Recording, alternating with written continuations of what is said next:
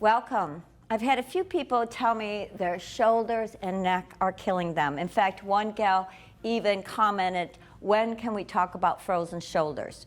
So I wanted to do a segment on when you have that terrific neck pain and shoulder pain, because a lot of folks don't realize they are tied in together. Something you can do to kind of loosen them up. Because usually it's from, believe it or not, a lot of hunched over at the computer, a lot of poor posture. As we age, our neck is going forward and we're out of alignment.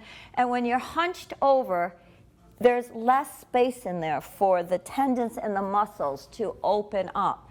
So we're going to do a little warm-up of the shoulders, simply because what's going to heal it is getting the synovial fluid, which think of it as the WD-40 for your joints. Getting the synovial fluid to those joints, as well as the healing blood and oxygen. When I was in foot therapy, I was watching the gal next to me because she had a shoulder injury. All they had her do was simply take this arm front and back, a little bent over, just to start giving it range of motion. Because if you've had frozen shoulder, you know that shoulder doesn't want to move. So today we're starting very simply. Then the other side. So I'm just moving that shoulder girdle front and back. Okay? Giving it some blood. Come up a little bit. And to get blood into those shoulders, I want you to simply shrug them. Such a simple move. And shrug them. And if you probably noticed my very first one, I wanted to jut that chin out. That causes pinching. So keep that chin in alignment and shrug those shoulders just to get blood into them. And shrug them. And it feels so good as well. We're going to go back to this. But I want you to start lifting that arm a little higher. Come up. Now, when you work with me, I do not want you to go to ouch. I want you to go to ah, to where it feels good. So if it's very sore, and this is as far as you can move it, that's what you stick with. And just work it there, and eventually over time as you work it, we hope that it will unlock. Let's do the other arm, starting down. And then I want you to bring it up and come up a little higher. All right? And we're gradually getting higher. We're just trying to get blood into it. It's kind of monotonous over and over, but I think this whole thing will take 10 minutes, maybe 15 minutes. And if you're sore, we're going to take this across the front now. You want to get rid of that stiffness, and it's like you're babying that arm to unlock and to move, right?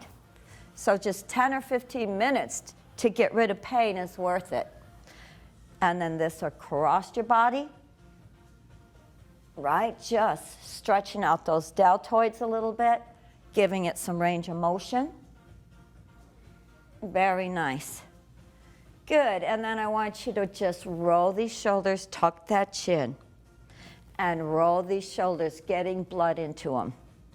And reverse it, roll those shoulders, and roll those shoulders. Think of pinching those shoulder blades in the back. Another range of motion, I want you to take this hitchhike and go up to the corner and back to the corner. Sometimes behind is where we have a real problem with that shoulder because we are not working behind us a whole lot. Think about it. The only time you have to go behind yourself is to put on a belt, maybe to do your hair, taking a shower. So we lose our range of motion behind us. Let's do the other one. We're going corner and back to corner. If it's tight, again, just go to before the pain, right? But go there. Don't go past it to an ouch point. You're just trying to break it up. Ah, good. We're going to reach and squeeze again and reach forward more. Tuck that chin.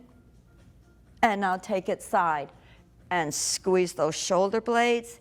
And because the head can be involved in that neck pain, let's stretch it a little bit side.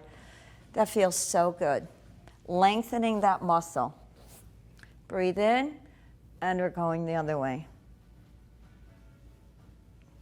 And once more, because the second time, your body does have muscle memory, so it releases a little bit more.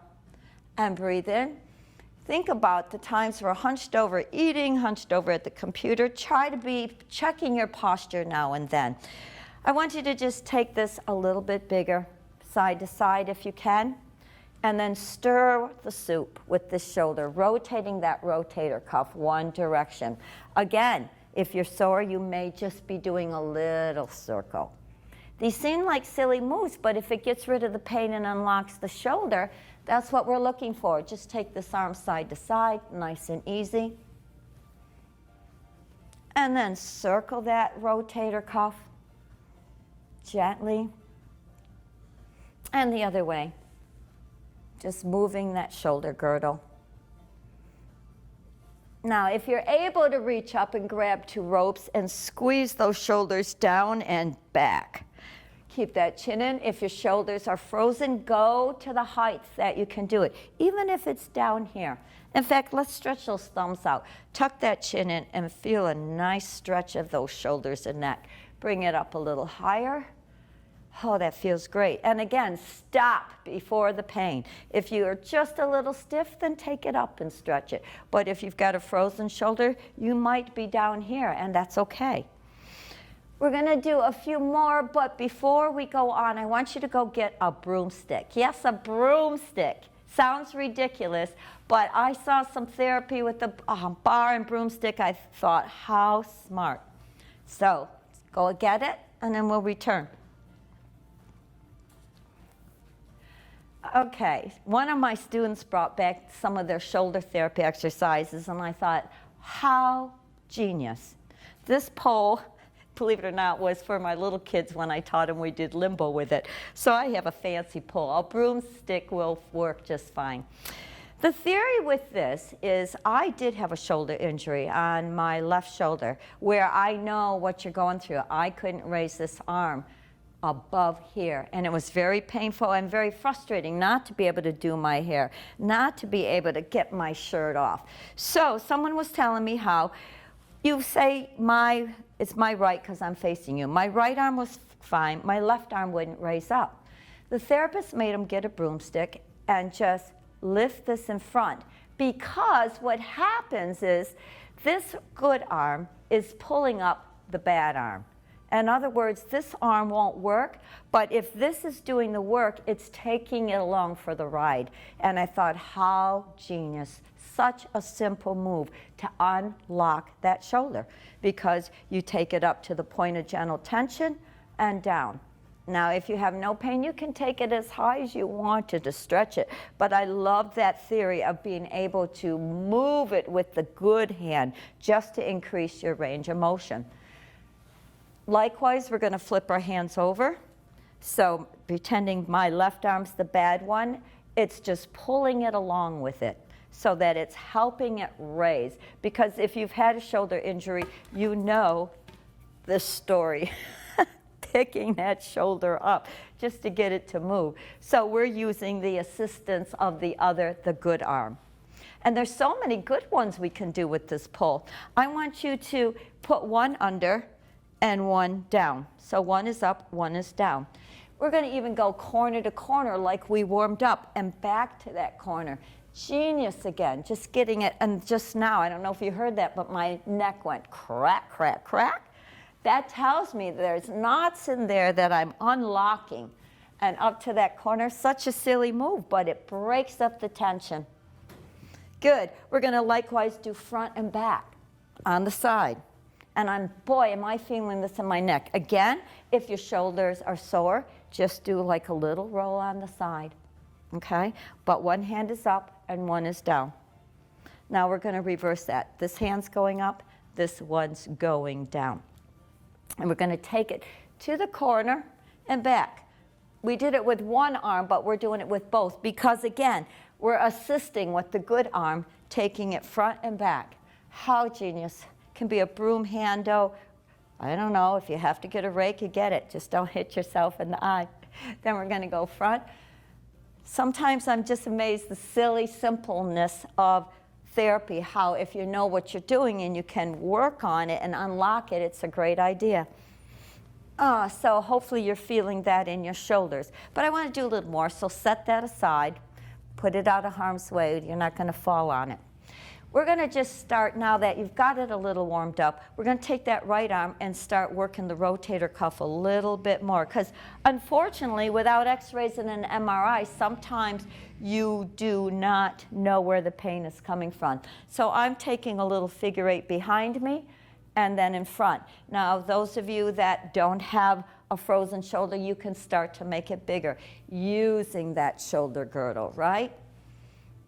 And now I want you to take it up, same thing, but I want you to invert that hand and take it back. Another one of my favorite, because you can feel it right into the shoulder. And take it back and up. And let's, if we're up there, and you can stretch it, because lengthening those muscles frees the joint as well. Now the other arm, we're going to go behind ourselves first. So you feel a stretch in that deltoid and in front, and a little figure 8 behind and a little figure 8 in front, just unlocking that shoulder and in front. Now, a good physical therapist can take you through moves that will help identify where the pain's coming from. I mean, I really appreciate them, because they have been through so much schooling and know what they're doing.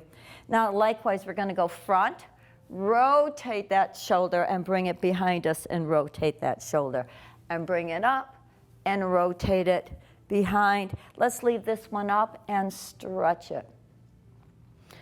I want you to bring those arms up and just round those shoulders, tuck that chin in, open them up, and round those shoulders. The more movement in those shoulders, the more they're unlocked. Maybe the first day you're only going to do a few 5 minutes, 10 minutes the next day. This is another one. I want you to take this arm. We lose range of motion behind. So I want you to take that arm and reach for the small of your back. So you're working this deltoid in front. And you may not even be able to do this if you haven't had much need to reach behind you. I want you to grab that arm and just stretch that deltoid a little bit. I want you to take that neck away, breathe in, and then I want, on the exhale, release it a little further. And you're going to feel a great stretch right in that neck here. Likewise, the other arm. Because we need full range of motion in all those directions. We're just coming out and in, touching the small of our back, and gently grab that, and then stretch it away. Oh, and when you feel that, no ouch, you just want to feel take a deep breath, and let it release a little further. Oh, feels so good. We're going to just roll down, and I want you, one of my favorite is the Michael Phelps move, opening that upper back near those shoulders, and then squeezing those shoulders. And opening that upper back, and then squeezing those shoulders. This one's going to stay here, and we're just going to stretch up. And I want to do a nice little deltoid stretch across, because this whole area is affected. Move this elbow just to unlock that shoulder a little bit. And I want you to take this up to stretch it, because it all feeds into this neck. But more importantly, I want you to take this behind you. Stretch it behind you, and you'll feel a stretch in your neck. And then give it a little roll, just to feed it some blood. Same thing. We're going to take this arm and stretch it across, stretching that deltoid, just to let it unlock that shoulder. Move this, and if you're holding this, you'll feel the movement right in that shoulder. Touch your shoulder and stretch that tricep. But again, more importantly, give it some range of motion behind you. And stretch it. Very good. Give me some more reaches forward and tuck that chin. In fact, face the corner, and I want you to pull that chin in to stretch that neck and release it. You're also strengthening it, because the neck and shoulders are all connected. These nerves run right down those shoulders. That's why, after we do this final stretch, I do want you to do a little self-massage. I want you, though, this is my new favorite neck stretch. I want you to take your right shoulder up, pull it back, and then I want you to drop. I want you to take your head and drop it. And other one, bring it up, roll it back, and drop it. And you can feel that stretch. We're going to expand upon that. We're going to bring that up. But this time we're going to look up and stretch it. And take it side. One more, Ed. Twist that neck, and you're going to find muscles you didn't even know you had in your neck and your shoulder, because they're connected again. Shoulders coming up, you're looking up, you're taking your head sideways to stretch that out, and then twisting that. Hands on your thighs, just slide down. I want you to look at the floor and then look at the belly button. Gently take your head side to side, saying, no, I'm not going to skip these exercises if my neck is hurting. And say, yes, I'm going to do them every other day to try to get rid of that frozen shoulder. So one final reach and pull and side, and I hope they've loosened up a little bit, but it's a progression. Rome wasn't built in a day, as I say. You've got to work on it a little bit. I like every other day, but if it's really sore, a little bit of it every day won't hurt. You just don't want to overuse a sore muscle. You want to give it time to heal as well. If you like these videos that we're presenting, please do subscribe so we can continue to have a following and maintain this website, because I enjoy sharing with you anything I can, because you're always sharing with me when you come back from therapy or have found new things. So have a good day.